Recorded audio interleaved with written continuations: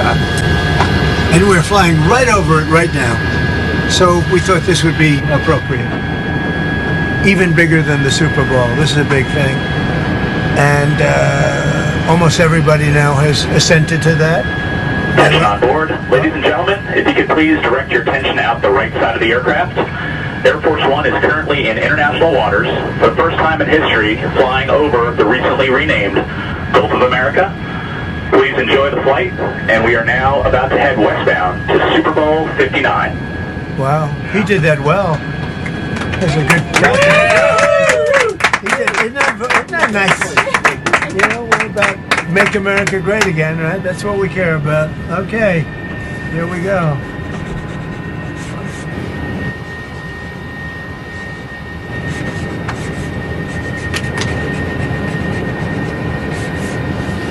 So this is a famous pen now, and we'll put it with something.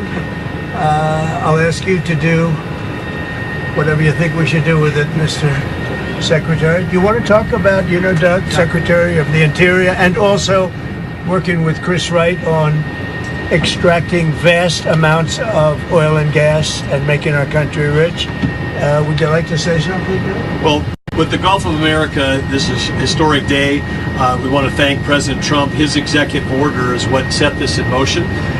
We signed a secretarial order as Secretary of Interior directing the U.S. Geologic Survey, who is responsible for the database, which is the Geographic Names Informational System. And so just prior to this signing, if you will, the button was pushed. It became official with this proclamation to call today Gulf of America Day.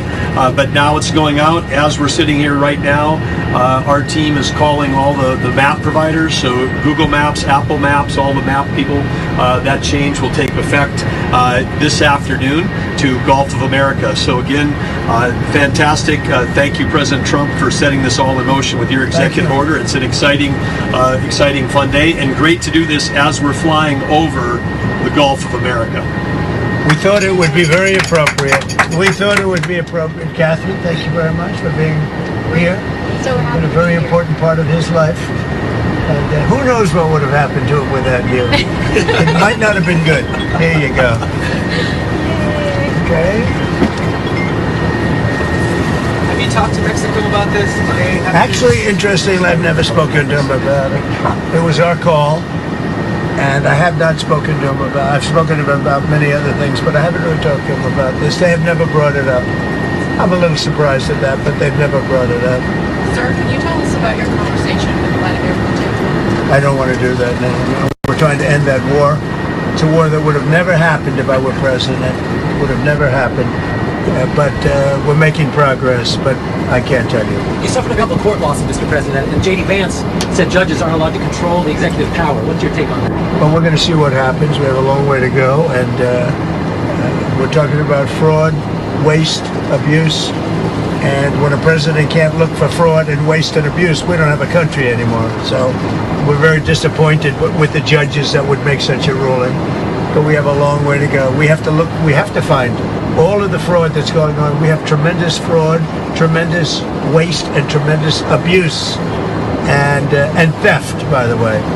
And the day you're not allowed to look for theft and fraud, etc., then we don't have much of a country. So no judge should frankly be allowed to make that kind of a decision. It's a disgrace. Mr. President,